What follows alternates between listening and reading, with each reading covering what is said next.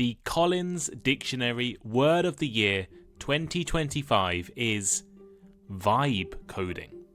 In this Thinking in English episode, I'm going to define and explain the term vibe coding and talk about why it was chosen as the Word of the Year by Collins Dictionary.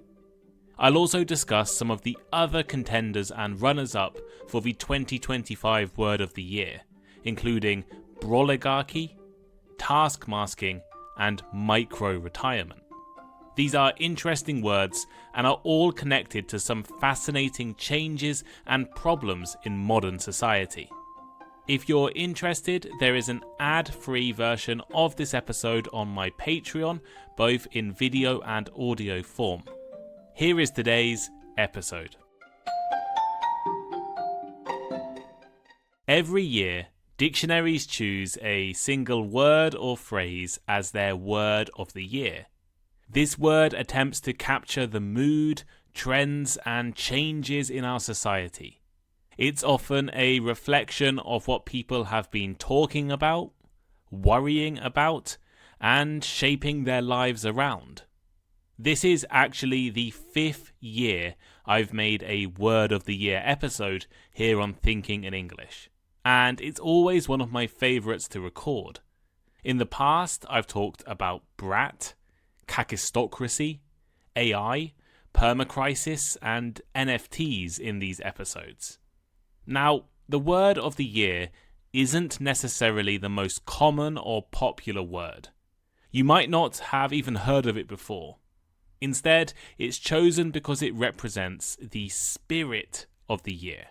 And this year, Collins Dictionary has chosen a term that reflects our growing relationship with artificial intelligence: vibe coding. So, what exactly is vibe coding? According to Collins, vibe coding means using artificial intelligence prompted by natural language to write computer code.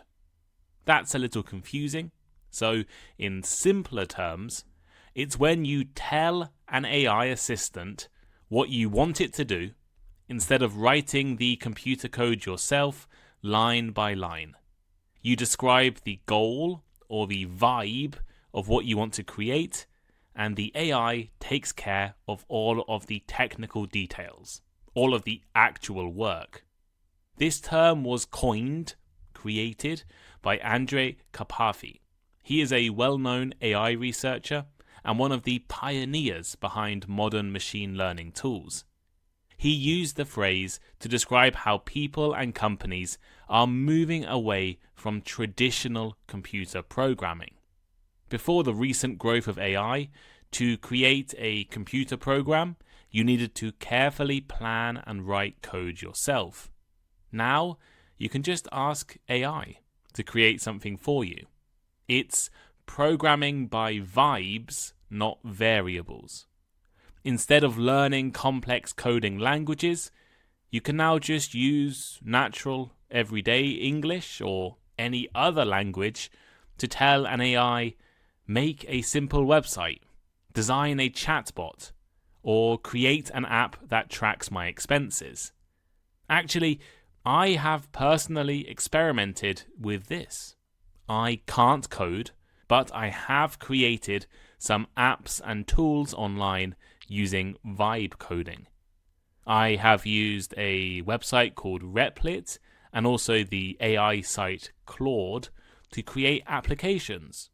I've made a flashcard review app for when I was learning to drive, and I made some templates for potential Thinking in English projects. All I had to do was ask the AI tools to create something. I actually made a basic IELTS study tool for a Thinking in English Patreon subscriber.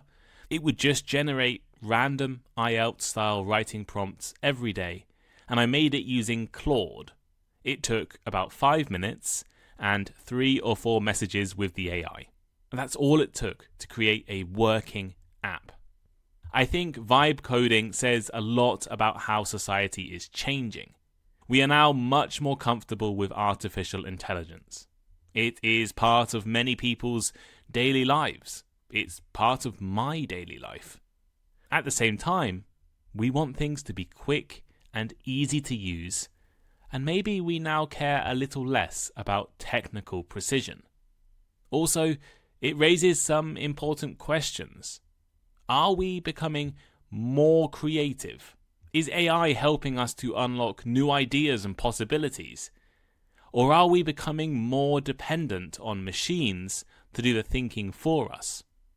What happens to skills like problem solving, logic, patience, when technology can instantly vibe the result we want? You can see vibe coding in action. Tools like ChatGPT, GitHub Copilot, and Replit, which I mentioned earlier, can write functioning code, design websites, and generate complex scripts based on simple written prompts. You don't need any technical skills, you just need to know how to communicate with AI. While vibe coding took the top spot as Collins' 2025 Word of the Year, the short list of runners-up also says a lot about the state of our world right now.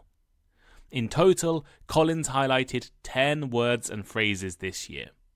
In the rest of this episode, I'll look at 4 more of these terms and explain their context and meaning. On Friday, I'll release a Thinking in English bonus episode on Patreon, which will cover the other 5 terms. So if you're interested, make sure to become a Patreon subscriber. The link is in the description.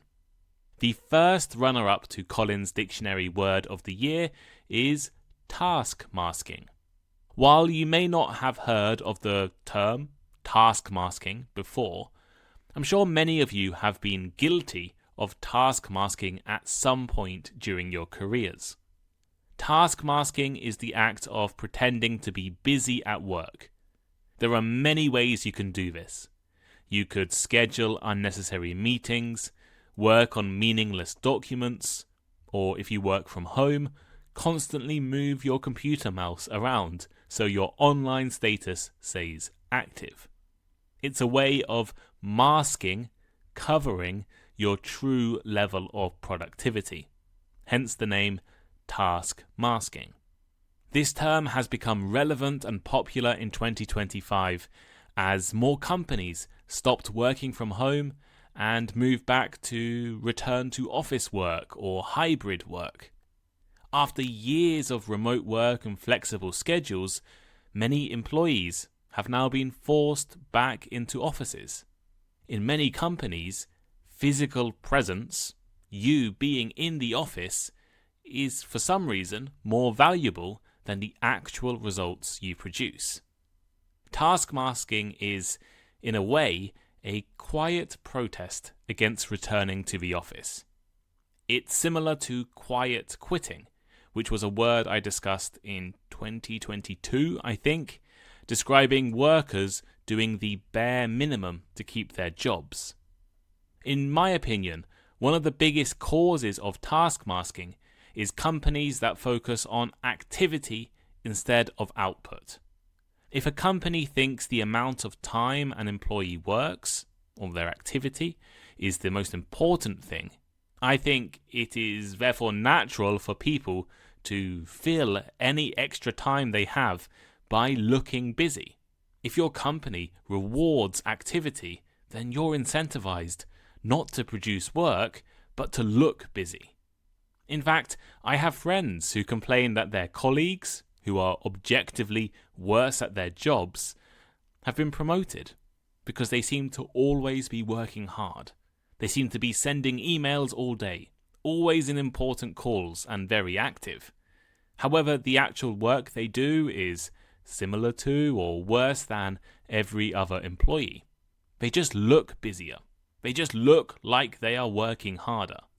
So basically, task masking is looking busy rather than actually being busy.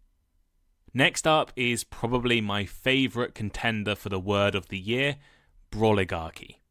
As a former political science student, I enjoy any political word in these lists, and Broligarchy is a great one. It's a blend of bro, or broism, and oligarchy. Bro is an informal term for a man, which originally came from brother. Bro is often used to describe confident or privileged young men who share a similar culture. We talk about gym bros, young men who go to the gym together. And in this situation, tech bros, young men working in the tech industry, often in Silicon Valley. Oligarchy is a political system where power and control are held by a small, wealthy, and elite group of people. So, Broligarchy is a blend of bro and oligarchy. In 2025, it was used to refer to a small, powerful group of tech billionaires who wield huge political influence. The presence of broligarchs in the USA was made clear in January 2025. As Donald Trump was inaugurated as the President of the USA in January, the people sat right behind him, in front of the world's media. In the best seats were tech billionaires. There was Elon Musk of Tesla, Mark Zuckerberg from Meta, Sundar Pichai from Google, and Amazon's Jeff Bezos. These men own or control companies that shape everything from space exploration and AI development to the media. And in recent years, they have become a bigger presence in politics, society, and government policy. The best example of this is Elon Musk, who became one of the biggest political funders in history during the US election in 2024, and then went on to work for the US government for half of 2025. These broligarchs own media companies, social media platforms, newspapers, and other communication tools. They donate money to politicians. They are on friendly terms with influential government figures. The term broligarchy reflects a growing unease with how much power these individuals hold. How much power people like Mark Zuckerberg or Elon Musk or Jeff Bezos has. They're not elected officials, but they can influence elections. They can influence the economy. And they can influence global conversations. Elon Musk owns Twitter. He can influence free speech and technology. Mark Zuckerberg owns Instagram and WhatsApp and Facebook. And importantly, broligarchy is a form of oligarchy. In an oligarchy, the oligarchs are not using their power and influence for the good of all people, but to increase their own power and their own money. In short, broligarchy highlights the blurred lines, the blurred division between tech companies and politics, especially in the USA. And many people are worried that Silicon Valley's bros might now be running more than just their companies. The next term on the list is Henry. Henry is an acronym, which is a type of abbreviation formed from the initial letters of each word. So it stands for High Earner Not Rich Yet. Henry. Henry describes people who make good money, often great money, with very high salaries, but they still don't feel financially secure. They are high earners, they earn a lot of money, but they don't feel or think they are rich yet. Hence Henry, high earner, not rich yet. Most often, Henrys are professionals working in corporate careers in their 20s, 30s and 40s. Despite earning far more than the average person, they feel trapped or limited in their attempts to become truly rich. Usually this is due to high living costs, student debt, and the social pressure to have or maintain or keep an expensive lifestyle. Of course, a Henry can afford to go out for dinner, travel, or subscribe to Netflix or the Thinking in English Patreon. But maybe they're not building real wealth. Wealth in the terms of buying numerous properties, or having a massive pension fund. Part of the reason for this is that the high-paying jobs are often located in incredibly expensive places. Think about London or San Francisco or New York. I have friends who might be considered Henrys. They live in London and San Francisco, and they have great salaries, but they have to pay an incredibly high monthly rent. In fact, I know someone in San Francisco who earns well, but pays 20 times more monthly rent than I do where I currently live. Their salary is not 20 times higher than mine. Also, high earners often go to university. Perhaps they went to law school or medical school or a graduate school, which in many countries leads to a high level of debt. You now find many people with great jobs who are in a lot of debt. Maybe they have a mortgage, maybe they finance their car, they have to pay back their graduate school every month. Also, the tax systems, which are popular in most countries, tend to target work rather than wealth. Basically, most countries tax people with relatively high salaries at relatively high tax rates. But sometimes they have much lower tax rates on things like bank interest or loans or dividends, which is how really rich people make their money. The UK, for example, has a tax trap that affects people earning between £100,000 and £125,000. This would probably be considered Henry level in the UK. For some complicated reason, people earning between £100,000 and £125,000 are subject to the highest level of tax in the UK. Also, for people with children in the UK, earning a high salary means you lose access to some support services for children. So, as people start earning a higher salary, they quickly find that they have to pay more out of pocket. They have to pay for more things. The concept of a Henry, a high earner not rich yet, isn't a new thing, but it's becoming increasingly relevant around the world, I think. Things like inflation, rising house prices, and the cost of living continues to rise around the world, and it's making people who traditionally would be considered to be rich with great salaries struggle. I think this is why Henry has been chosen as one of Colin's words of the year. Finally, I want to talk about micro-retirement. Micro-retirement is one of the more hopeful and positive entries on Colin's Word of the Year shortlist. A micro-retirement is when people take short breaks between jobs or careers to travel, rest, or maybe focus on personal growth. They do this instead of waiting until they're in their 60s or 70s and they retire to enjoy their life.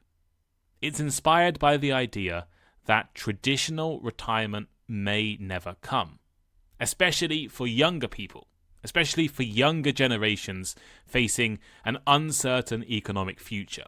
There is a chance that you will die before you retire. There is a chance that you will become too ill to enjoy your retirement. Or the sad reality is that many people may never be able to afford to retire, or be able to retire in the way that they think they will be able to. Governments are struggling with pension funds. Governments are raising the pension ages across the world. Maybe in the future, you won't be able to retire, at least not in the way that you think you can now. So, a micro-retirement is a solution to this. Rather than leaving all of the joy and all of the travelling until you end your working life, many people are now choosing to do these things right now. And I think this trend is a response to burnout and modern working cultures. Also, many people are now aware that health and happiness and a balance in your life matters just as much as your career success. In fact, I think it's more important than career success. And I have long been a proponent amongst my friends of taking time out and of doing something a little bit different. I remember when I was 23 and I was about to go to Taiwan, a friend of mine from high school said to me, why are you going abroad again? Why don't you go and get a proper job? Why don't you go and have a real career? And I said, well, I'm 23. In the UK, I'd probably be working until I was 70. 1 year, 6 months out studying in Taiwan, learning a little bit of Chinese, in the long term is not going to really harm my career. And it will be something nice to look back on when I'm in my retirement years.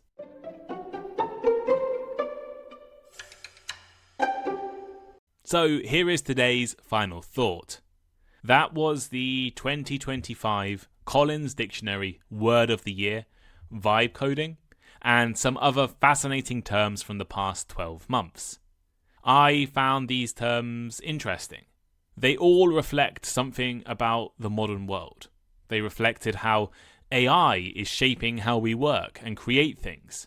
They also are influenced by our attitudes towards money and power and rest. Language always evolves, it always changes, and it's always affected by society and time.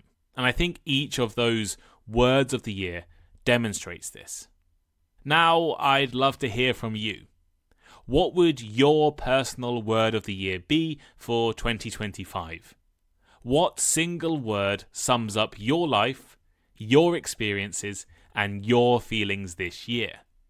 You can leave your answer in the comments of this episode, comments on YouTube or the comments on Spotify, or if you're a Patreon subscriber, on the comments on Patreon or Discord, and say what your word of the year would be and also why you have chosen that word. This is a good opportunity for you to practice writing in English, and I'll try to reply to all of your comments, or as many as possible. And I think it would just be interesting to see how you have changed, how you have enjoyed, how you have struggled this year, and maybe express that in words. I will talk about my personal word of the year in my bonus episode that's coming out on Friday. That episode will cover the other 5 contenders for the word of the year from Collins Dictionary this year. It includes terms like aura farming and glaze, which are slightly more slang terms, so I didn't include in this episode, but they will be in that episode on Friday, and I will explain them and contextualize them. So if you're interested, it's just £5 Great British pounds a month to become a Patreon subscriber. For that £5 a month, you get access to a bonus episode every Friday, plus 150 bonus episodes that have already been released. You can listen to Thinking in English episodes with no adverts on. You can listen on Spotify or whatever podcasting platform you like to listen with no ads. You also get access to discounts. You can join my Discord server. And if you pay a little bit more each month, £10 a month, you can become a member of the Conversation Club and practice speaking English with other Thinking in English listeners. Probably this topic will be a Conversation Club topic in the next few weeks. Come and join us. Thank you all so much for listening. I hope you enjoyed this Word of the Year episode, and I will speak to you all next time. Goodbye.